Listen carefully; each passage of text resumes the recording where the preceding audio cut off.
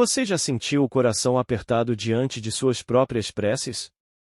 Hoje vamos mergulhar numa mensagem que pode transformar sua forma de orar. Ensinai-nos a orar, conduzida por Severino Celestino, nos convida a redescobrir um diálogo profundo com o céu, terra e nosso espírito. Ele nos revela que a oração não é um recado para o vazio, é um chamado íntimo, íntimo de pai para filho, de coração para coração, rumo à cura da ansiedade, do medo, da culpa. Imagine-se agora diante de Deus, tímido, inseguro, um tanto coberto de receios, mas pressionado a se abrir, a confiar. Preste atenção, a oração é o caminho para aliviar as sombras que te envolvem. Severino Celestino nos desperta para uma confiança prática, sensível, de quem sabe que o Espírito intercede, guia e ensina a clamar. Assista até o fim, porque cada palavra dessa mensagem traz luz para sua alma, clareza para seu momento de oração. Inscreva-se, compartilhe e comente a sua expectativa antes de seguir. Vamos juntos? Então, fui convidado para falar sobre ensina-nos a orar. A oração, eu sou muito, às vezes, cobrado, não sei se acusado, não sei se criticado, porque dizem que só gosto de falar de Bíblia. Eu só gosto de falar de Espiritismo. Mas como não existe Espiritismo sem Jesus, não existe Jesus sem judaísmo, eu não posso esconder as três relações que existem profundas. Porque é Kardec quem traz no Evangelho segundo o Espiritismo, logo no primeiro capítulo, uma mensagem do espírito israelita que diz assim: Moisés iniciou a obra, Jesus continuou e o Espiritismo arrematará. Então, eu sigo Jesus e ele está no judaísmo, está no cristianismo, está no Espiritismo, e ninguém queira fazer, de uma certa forma, o Espiritismo de uma religião. O Espiritismo também é religião, só que o Espiritismo não cabe dentro de religião nenhuma, porque ele está além disso. A sua parte religiosa, do verbo religare, que é representado pelo Evangelho segundo o Espiritismo, ela é o ensino moral de Jesus que religa ou nos religa a Deus. Mas o Espiritismo não tem sacerdote, não tem hierarquia, não tem velandor, cristais, cromoterapia, defumadores, absolutamente nada disso, embora respeite todos, porque o Espiritismo está em todos os lugares onde houver amor, fraternidade, respeito, caridade, justiça. Aí está a doutrina espírita.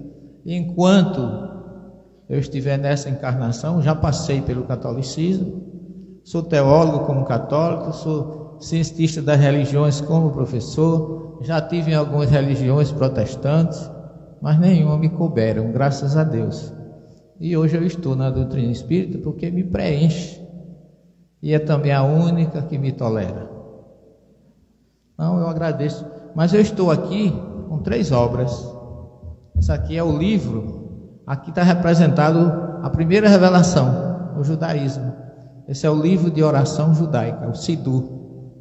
E aqui eu tenho, representando a segunda revelação, que é Jesus, porque Kardec classifica aqui logo no primeiro capítulo do Evangelho do Espiritismo como religião que religa a Deus, e que nele cabe todos os requisitos que Jesus falou acerca do Consolador prometido. Então, eu tenho a primeira revelação, que Moisés está aqui, Jesus com o Evangelho e o Livro dos Espíritos como terceira revelação. E em todos eles tem o tema da noite de hoje, que é oração. Curiosamente, a doutrina espírita é riquíssima nesse ponto. Não começamos nenhuma atividade sem uma prece. O livro de oração judaica, que é isso aqui que eu já mostrei para vocês, o Sidur, ele classifica as orações em 3 tipos. Tem hebraico e português. Mas ele tem os dois termos. Ele diz o seguinte, que a oração pode ser classificada em 4 tipos, e que a gente mais ou menos só conhece uma, que é pedir, não é? Essa de pedido a gente conhece demais. Mas dentro da nossa doutrina tem um espírito que eu gosto muito dele, que chama-se André Luiz. E André Luiz diz assim: quem não sabe pedir, não sabe receber e muito menos agradecer. Então é curioso isso, né? Porque a gente só se lembra daquela famosa frase de Jesus: pedi e recebereis, mas todo mundo para aí. Como se Jesus tivesse a obrigação de nos dar tudo, mesmo sem a gente merecer. Mas Jesus acrescenta: pedis, recebereis.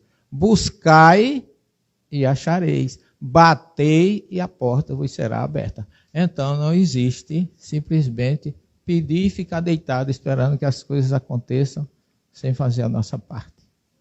E o Siddu classifica as orações em a de pedido, a de agradecimento, a de louvor e a de introspecção. Curiosamente, no Livro dos Espíritos também tem, a partir da questão 658, o Espírito da Verdade fala disso, são 9 ou 10 questões, se eu não me engano, vai até 666. Nós temos no próprio Evangelho, o último capítulo, só sobre oração, sobre prece. E a palavra prece, curiosamente, o hebraico é um idioma muito curioso. Ele diz, a palavra prece, que eles chamam de tefilá, vem de um verbo hebraico, de um radical palel, que o P e o F em hebraico, depende da posição. Ele é P, em outra posição ele é F. Então, tefilá era para se escrever tepilá, que vem de palel, que é o radical, mas se escreve tefilá. Então, é uma língua assim, meio cheia de modismo, como toda língua tem. Mas esse radical palel vem de um verbo que tem as classificações verbais do idioma hebraico. Uma delas, a quarta, é hitpalel.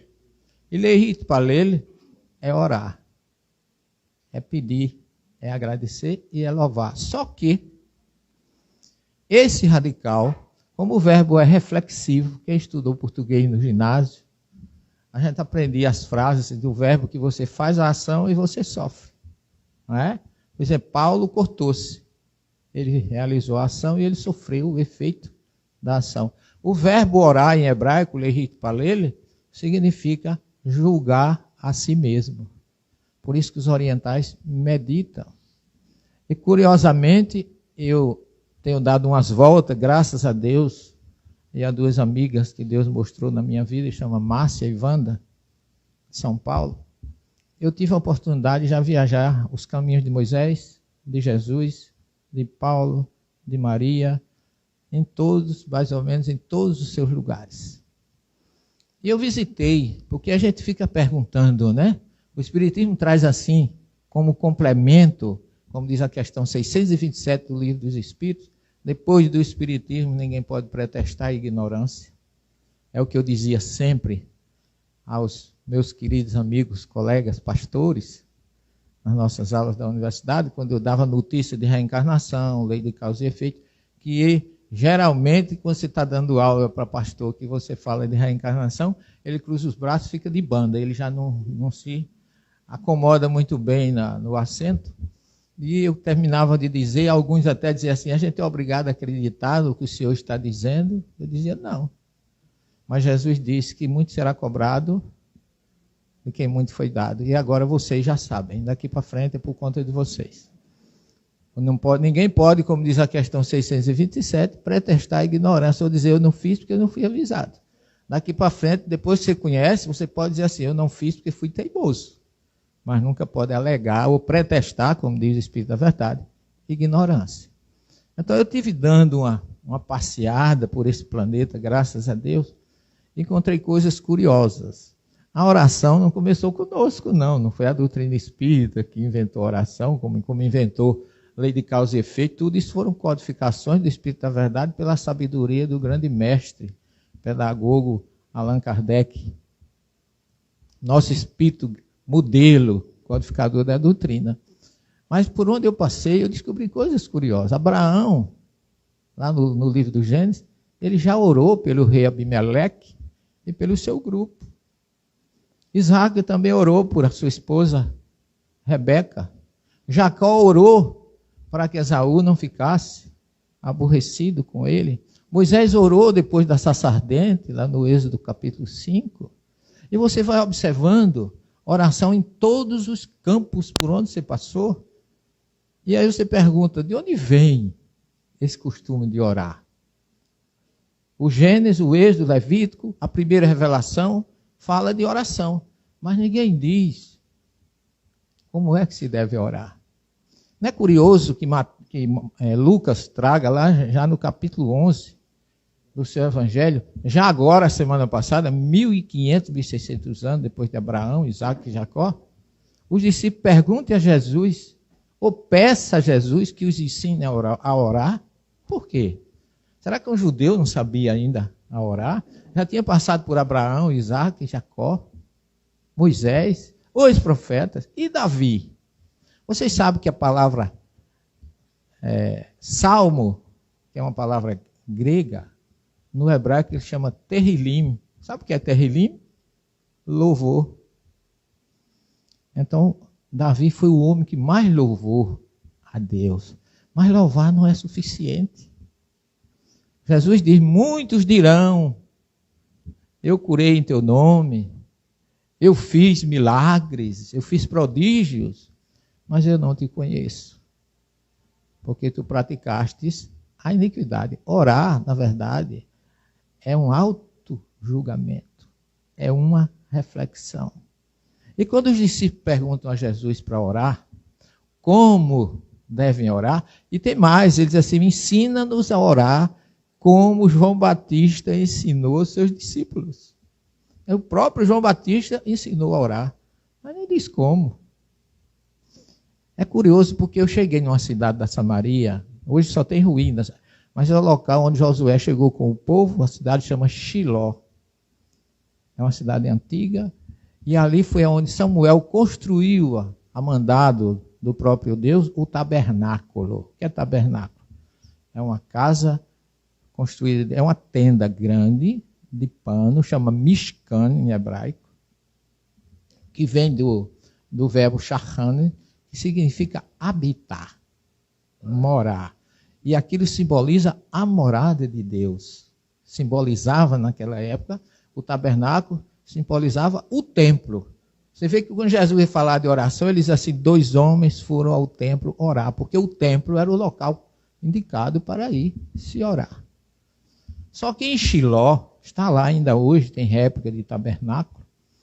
E se vocês, curiosamente, abrirem o primeiro capítulo do livro de Samuel, logo no primeiro versículo, tem uma história belíssima de uma mulher. Porque as matriarcas judias, elas se consideravam realmente realizadas quando eram mães.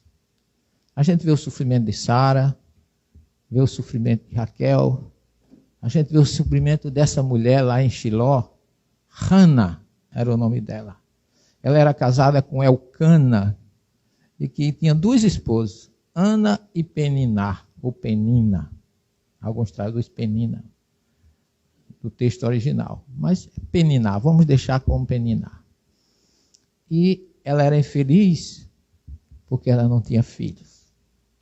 Mas naquela época, como o tabernáculo era em Shiló, na Samaria, ela foi com o marido, a outra, que podia ser mãe, zombava dela. E essa mulher marcou a história do povo hebreu com a sua oração. Porque ela foi orar no templo. E a oração de Ana foi uma oração fantástica. Que Jesus lembra da oração de Ana quando ele nos ensina o Pai Nosso. Ninguém sabe disso. Mas as pessoas não gostam de mim porque eu vou lá atrás buscar as coisas para enriquecer a nossa vida e nos fazer tornar mais próximos de Deus. Porque tem gente que tem Deus muito longe. Jesus disse, chama por mim que aí eu estou, se tiver mais de um, ele está aqui entre nós. Mas quando eu digo que Jesus está aqui entre nós, muita gente acha até que eu estou meio obsediado na linguagem doutrinária, porque a gente acha isso impossível. Para muitos é impossível. Mas não é. Jesus quer apenas que nós olhemos para ele, porque ele diz, quando ele diz assim, vinde a mim todos vós que estáis cansados e oprimidos, e eu vos aliviarei, ele usa uma expressão de panu. Pan em hebraico é face, panu é voltai vossas faces para mim. É como diz aquela grande oração de Renato Teixeira, como eu não sei rezar, Só queria mostrar meu olhar, meu olhar, meu olhar. Jesus só quer isso de nós. Um olhar para ele. É suficiente. Então a história diz que Ana foi para o templo, Penina zombando dela, porque tinha filho e ela não conseguia ser mãe. E ela orou, ela orava de pé. Essa mulher marcou a oração no judaísmo. Naquela época não existia. Hoje os judeus oram 3 vezes por dia. Oram no muro, porque não tem mais templo. Mas a oração de divisão da oração em 3 vezes ao dia veio com o profeta Daniel, lá no exílio da Babilônia, em volta do ano 583, antes de Cristo. Já muito depois de Salomão, muito depois de Davi, muito depois de os profetas de Abraão e Isaac. Então, Ana vai orar e ela ora de pé. E diz o livro de Samuel, ela orava com tanto fervor, ela orava com tanta humildade, que o sacerdote Eli, que era o mestre lá do tabernáculo, pensou que ela estava embriagada.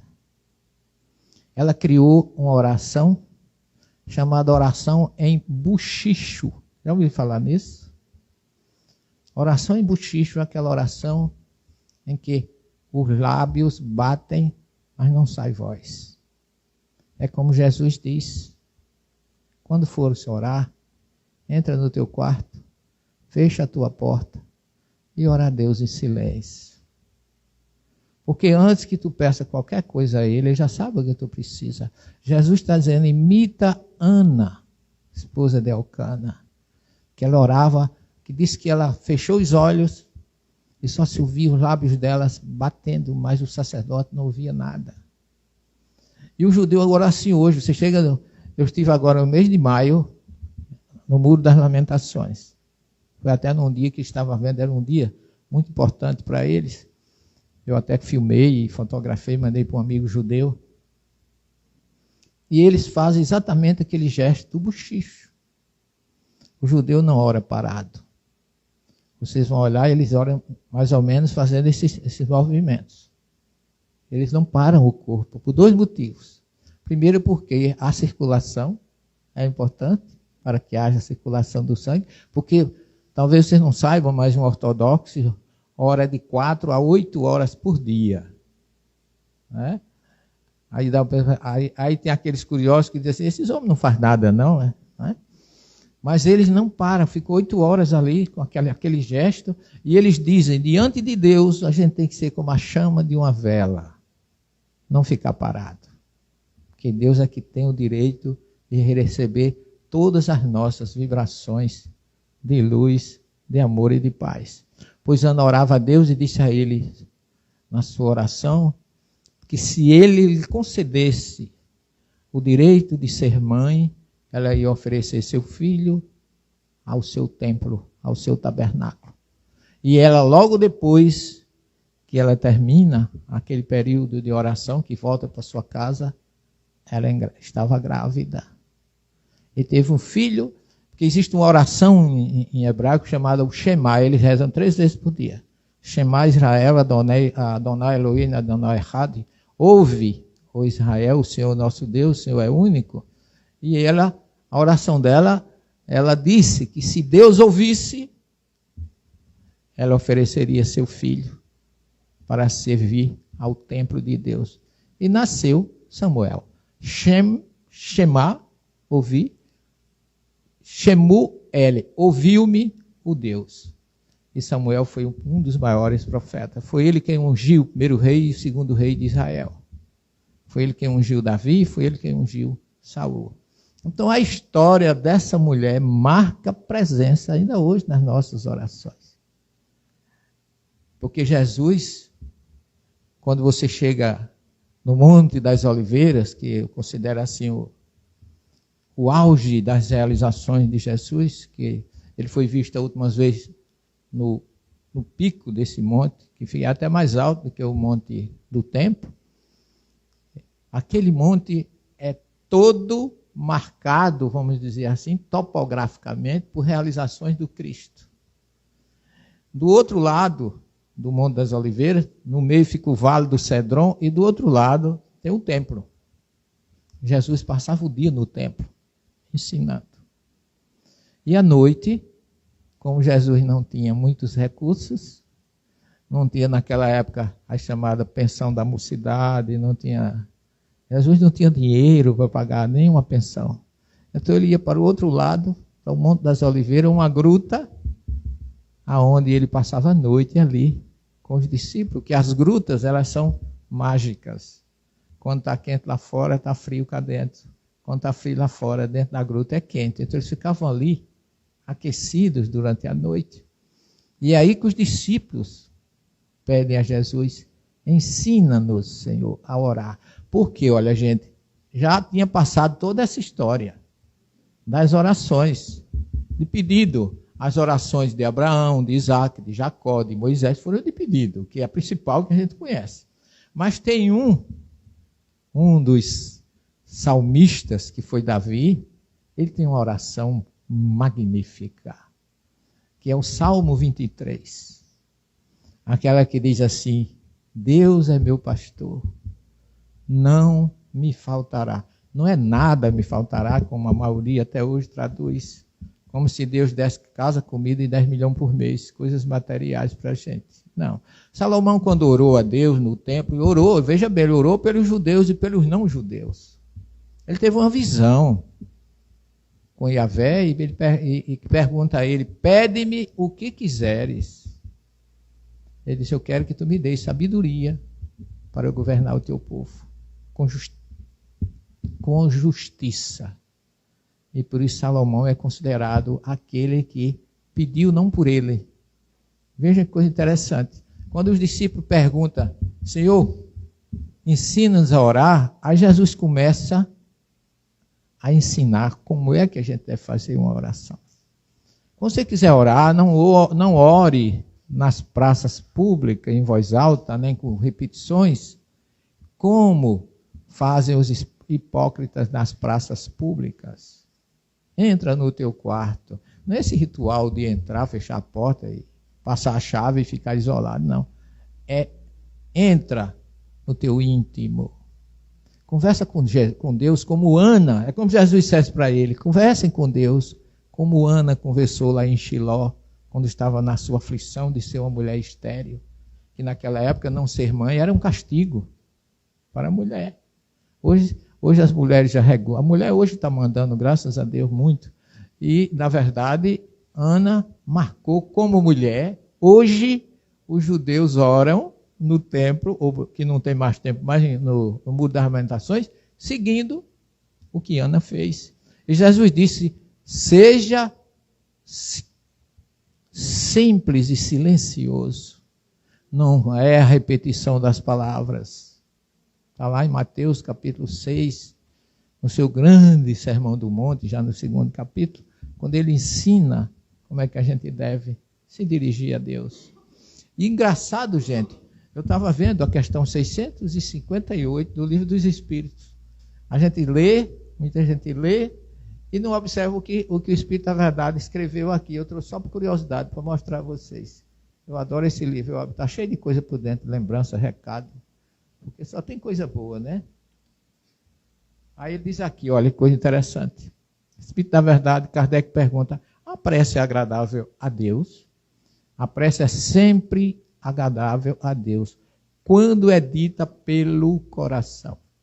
Igual a prece de Ana. Tá certo? Porque a intenção é tudo para ele.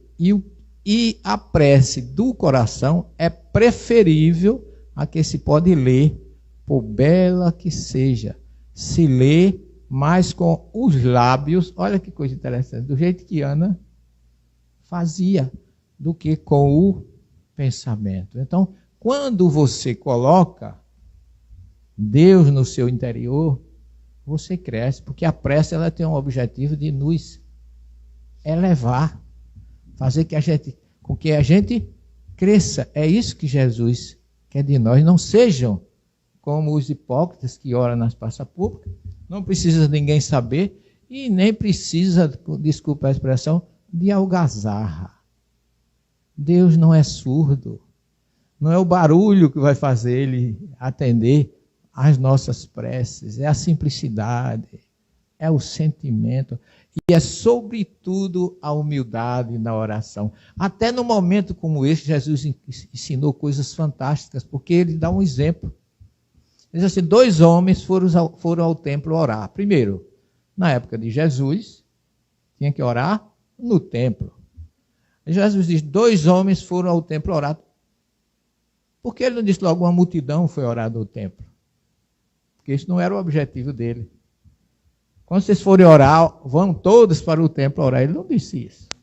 Ele começa a fazer uma metáfora de uma parábola belíssima, porque ir orar no templo era natural. E muito mais ainda para um fariseu, porque o fariseu daquela época era o homem ortodoxo, conhecia a Torá de ponta a ponta, conhecia tudo, sabia de tudo.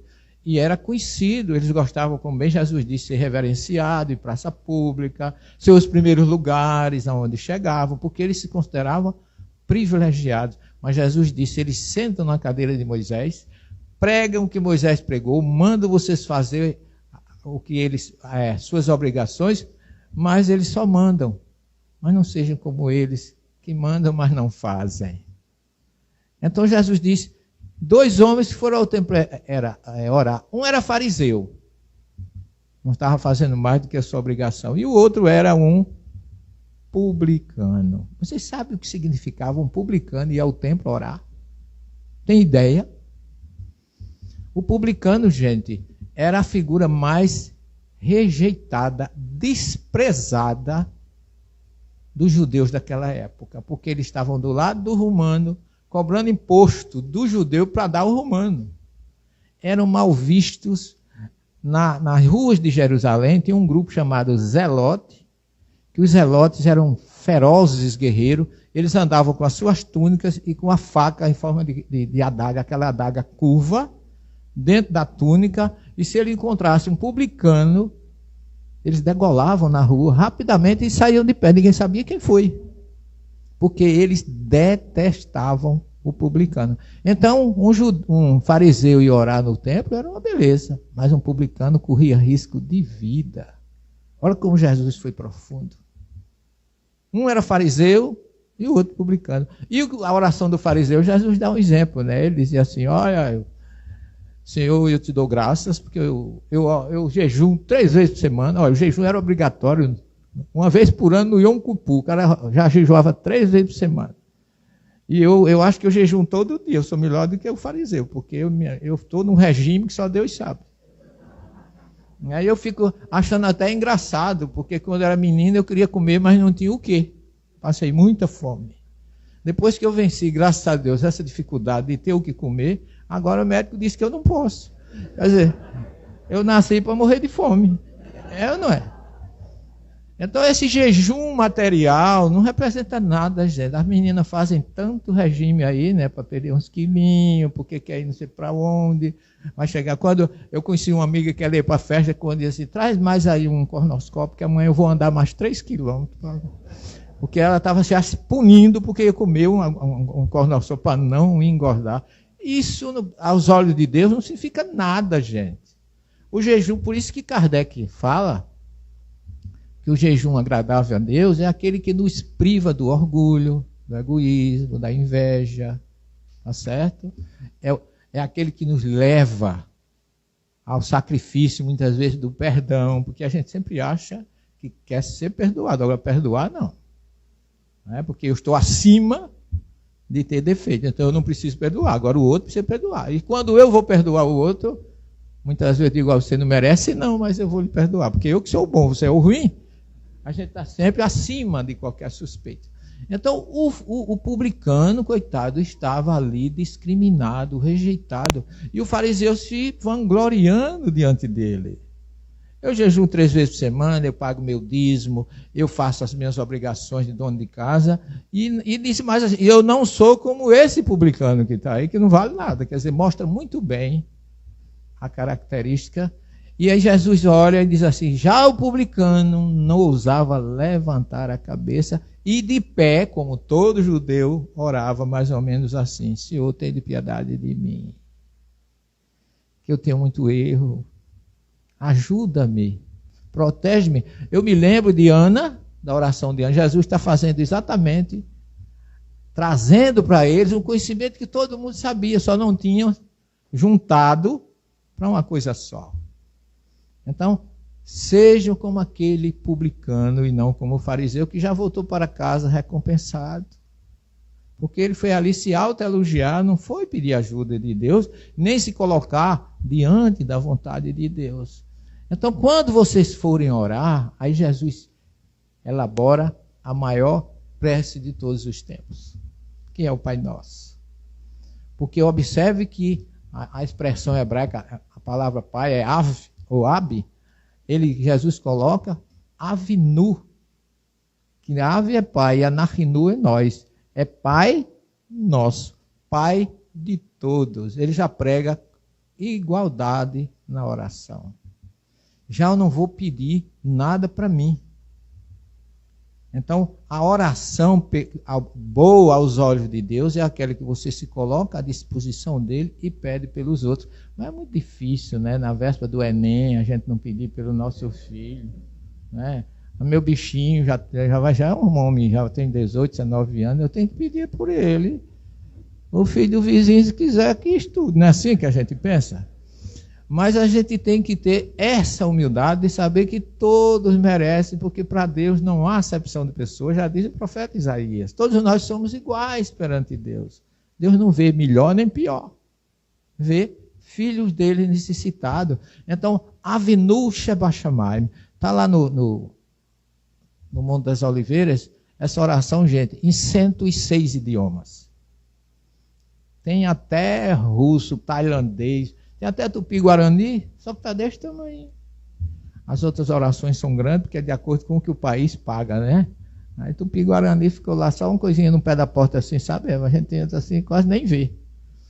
Mas está ali em 106 idiomas, registrado. E eu peguei o que está lá, hebraico e aramaico, que são juntos, mas Jesus jamais ensinaria o Pai Nosso em aramaico. Eu quero que fique bem claro aqui, porque o aramaico não é a língua do povo hebreu. A língua do povo hebreu é o hebraico.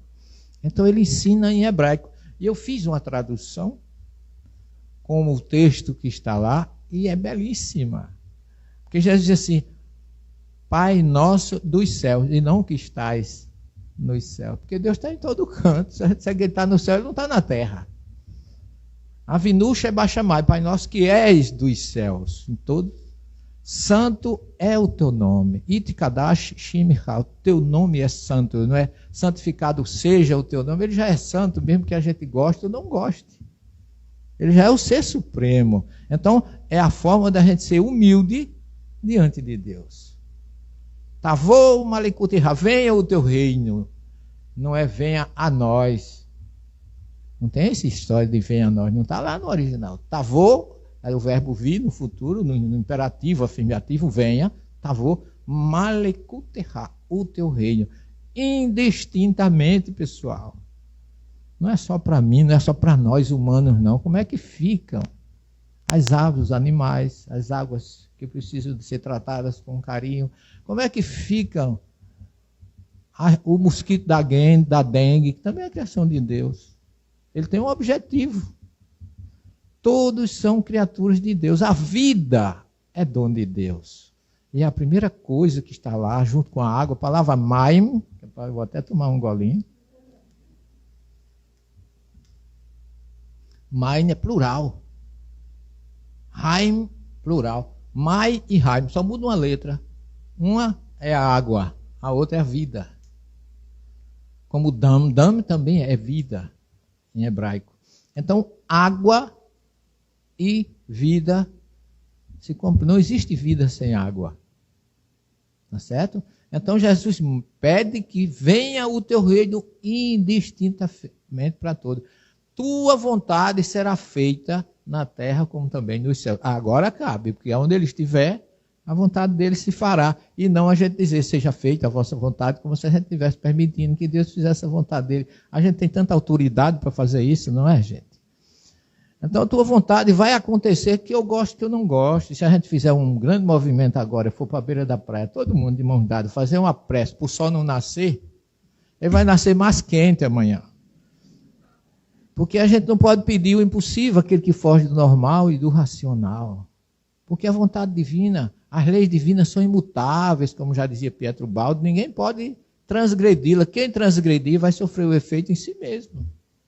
Por isso que a lei de causa e efeito rege tudo. É melhor, um pouco mais inteligente ser bom do que não ser bom. Vou procurar ser bom. Tua vontade se fará na terra como também nos céus. Dá-nos hoje parte do pão. Tenilano lechem huknu, quer dizer, dá-me hoje do alimento que eu tenho direito, uma parte. Pode ser que alguém não tenha, vai sobrar para quem não tem. Dividir com o outro. Observe que até agora Jesus não está ensinando a gente pedir nada por nós. Está reconhecendo a autoridade divina, humildade na oração, está fazendo pedido para todos, tá certo? Dá-me, quando ele pediu para ele, dá-me parte. Naquilo que eu vou receber, não me dê completo.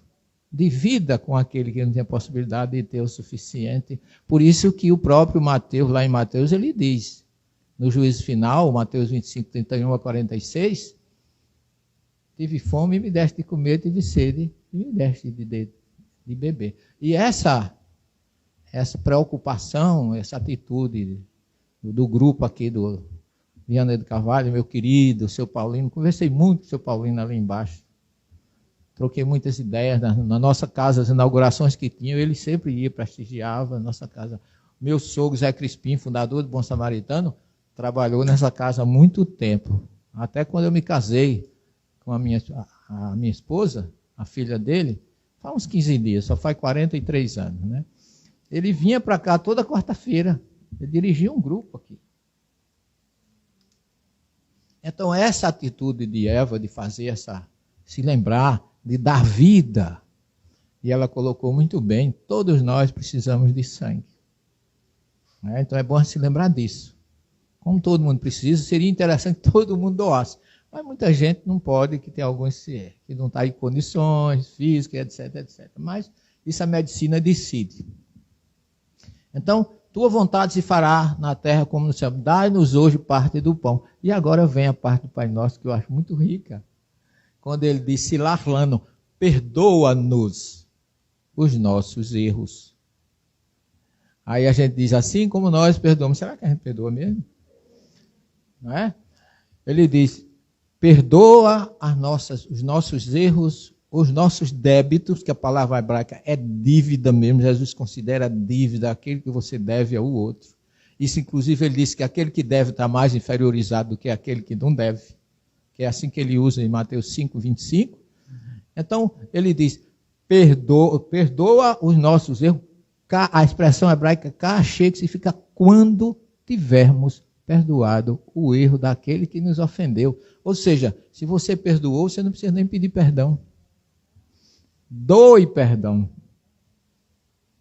Doe perdão ao outro que você automaticamente já é perdoado. Por quê? E aí ele termina dizendo, e não nos deixes entregues à provação. Porque assim nos resgatas do mal. Amém. Essa é uma oração em que só tem humildade, submissão, igualdade e fraternidade pelo outro. Não tem uma palavra pedindo nada para mim. Porque uma vez um espírito, uma determinada, logo que eu era neófito na doutrina, eu fiquei impressionado com isso, que veio uma entidade, deu uma mensagem muito bonita, e no final ela disse assim, durante a vida, enquanto eu estive aqui no planeta Terra, eu me preocupei muito em enxugar as lágrimas dos que estavam próximos de mim. E quando eu cheguei do outro lado, foi que eu me lembrei que eu nunca chorei, porque eu não tive tempo. Então, quando você enxuga a lágrima do outro, você automaticamente é beneficiado. Por isso que Jesus manda a gente sempre doar, sempre fazer. E esse Pai Nosso, ele é fantástico nesse sentido, mas existem outras orações que eu gosto muito, de um grande enviado de Jesus, chamado Francisco de Assis, do século XIII, lá na Úmbria, que é outro que eu já fiz todos os caminhozinhos dele, graças a Deus. Desde Assis até Gúbio, por onde ele passou, eu estive. E Francisco de Assis tem uma oração belíssima que ele fez, segundo o Espírito Miramês, no leito de morte do Papa, quando ele pede: Senhor, fazei-me instrumento da vossa paz. Veja que ele não está pedindo nada para ele. Ele quer ser instrumento da paz para que ele leve amor onde houver ódio, luz onde houver trevas, amor onde houver ódio. Então, é um espírito que veio, um dos enviados do Cristo, porque Jesus enviou muito e continua enviando, porque assim como o espiritismo não cabe em nenhuma religião, Jesus também não cabe em nenhum lugar que possa dizer assim: ele é meu. A gente nunca deve dizer meu Jesus. É uma prova de egoísmo. Nosso Jesus. Ele, desde João 17,5, que ele declara que veio, que recebeu de Jesus, de Deus, a honra de cuidar de todos nós. Desde antes da criação dos céus e da terra. Porque o Evangelho de João, no seu prólogo, muito mal traduzido e muito mal ainda compreendido, que os pais da igreja, cheios de boas intenções, os grandes patrísticos, né, Agostinho, Orígenes, Irineu, tantos mestres do Logos, a criação da teologia da igreja, eles tentaram interpretar João, o prólogo de João, mas é um prólogo magnífico que traz de volta o que Moisés fala do Cristo. João traz, que João foi assim, um dos mais semíticos ou semitas de Jesus. Ele foi o médio autêntico do Cristo. Na sua oração que ele faz também em capítulo 17, Pai, chegou a minha hora. Honra teu filho com a honra que eu tinha quando eu me encontrava contigo antes da criação dos céus e da terra. Jesus declara que ele precede, ele existia antes. Por isso que João diz: no princípio era o Verbo. O Verbo estava com Deus. E o Verbo, todo mundo diz, era Deus. Aí como ele coloca isso? Todo mundo diz que Jesus é Deus. Mas no versículo seguinte, ele volta a dizer: ele estava com Deus. Então ele não fechou o assunto. Se ele estava com Deus, é porque ele não era Deus. Senão ele tinha parado aí no primeiro e no segundo versículo do seu. E ele, no final, ele coloca, veja que coisa interessante, ninguém coloca isso nas traduções que a gente encontra por aí, Eva. O Verbo se fez carne e habitou entre nós, né? Você sabe qual é esse verbo? É o verbo que eu já falei para vocês, shaham, que é o verbo, parece estranho, mas o verbo é tabernacular. O que é tabernacular? O que é tabernáculo? Eu acabei de dizer para vocês, aquela casa que é feita, imensa, para que ali fosse um símbolo da habitação de Deus. Então João diz que Jesus tabernaculou entre nós, porque ele veio fazer a vontade de Deus no seu tabernáculo. O verbo, a tradução tinha que ser estranho para a gente, né? Habitou é o que todo mundo coloca, mas no hebraico tem um verbo, habitar, que é lagur, que é morar, habitar aqui. Eu digo anigar, eu moro na rua Barão do Manguape.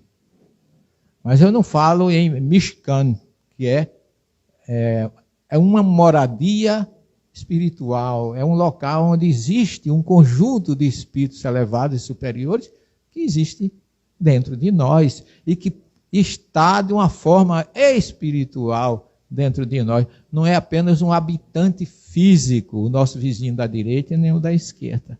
Então tem orações magníficas nesse sentido. Agora tem uma que eu quase sempre estou refletindo e recitando, que é a oração de Irene.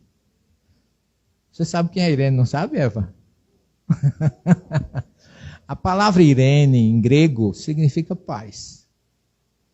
E esse espírito Irene foi um espírito que tinha mais duas irmãs, foi sacrificado na perseguição de Diocleciano, lá pelo século IV da nossa era, que ela foi sacrificada, foi queimada em praça pública por não negar fidelidade a Jesus. E Irene vem e traz uma mensagem que todos nós espíritas gostamos, que eu considero assim a melhor ação da doutrina, que é a prece de Caritas. Deus, nosso Pai, que sois todo poder e bondade. Olha como ela saúda Deus com humildade. Dai força àquele que passa pela provação. Já começa a pedir. Dai luz àquele que procura a verdade. Pedir pelos outros. Ponde no coração do homem a compaixão e a caridade. Deus dá ao viajor a estrela guia. Ao criança o guia, ao órfão pai, que a vossa bondade se estenda sobre tudo o que criastes. Piedade, Senhor, para aqueles que vos não conhecem, e esperança para aqueles que sofrem. É uma oração que eu digo a vocês. Eu vejo nela um enquadramento em todas as orações, que é esperança para aqueles que sofrem. Eu me lembro do Salmo 23, que é o salmo de maior esperança que eu conheço. Caridade, em grego. Em latim também. Significa caridade. Então, Davi se encontrava no deserto da Judéia, perseguido por Saul, um deserto na retaguarda, e na frente um deserto. Imagina a situação de Davi. Eu já passei uma noite no deserto, e conheço o deserto do Sinai, onde eu passei uma noite, conheço o deserto do Negev, conheço o deserto da Judéia, eu conheço praticamente todos os desertos daquela região. E eu vou dizer a vocês, não é lugar para ninguém viver, não. É um lugar inóspito, não tem nada. Durante o dia a temperatura chega a 80 graus. No deserto, com água, você joga na testa e ela evapora feito álcool 70, quando a gente passa nas mãos. Porque a umidade do ar ali é no máximo 10%. Temperatura altíssima, de noite baixa.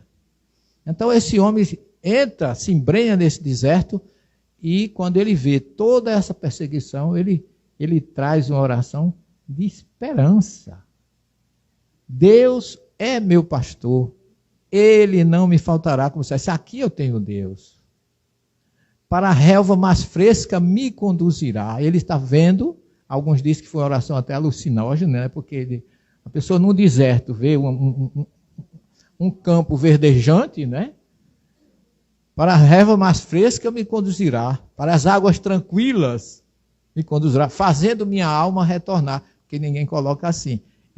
Davi era reencarnacionista, como todo judeu é. Ainda que eu atravesse o vale da sombra da morte, nada temerei, porque tu estarás comigo. Todos os verbos desse salmo estão no plural, no futuro, no texto original. As pessoas que traduzem para o presente, equivocadamente. Unge minha cabeça, promoves um banquete na presença daqueles que me incomodam, ou que me desafiam, ou que são meus inimigos. Certamente bondade e benevolência me seguirão todos os dias das minhas vidas. É isso que está lá escrito, não é da minha vida. E habitarei, olha aí, habitarei, esse é o verbo no sentido de tabernacularei na casa do Senhor, por inúmeras e inúmeras existências, ou inúmeros e inúmeros dias. Uma pessoa na condição de Davi fazer uma oração dessa é confiança plena em Deus, é fé, é certeza de que não está só. E nós temos de Jesus, pela forma como ele agiu enquanto esteve entre nós, amparando, auxiliando, quebrando barreira. Ele convidou um discípulo dele, publicano, gente, da coletoria de Cafarnaum. Jesus chama, vem, me segue. Ficou todo mundo louco, esse homem é louco. Como é que ele chama um publicano? Publicano não podia entrar nem no templo, nem numa sinagoga para rezar.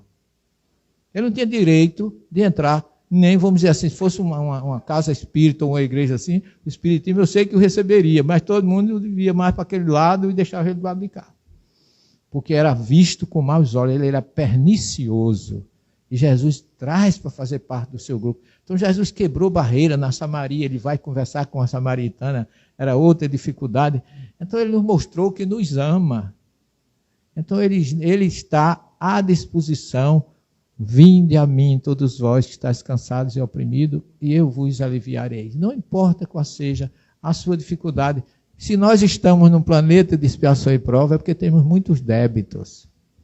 Não nos sintamos inferiores, sintamos encorajados a procurar saída melhor para a nossa existência, imitando Jesus, que não teve preconceito, que não teve, em nenhum momento ele perguntou religião, raça, sexo, cor, de quem ele precisava ajudar.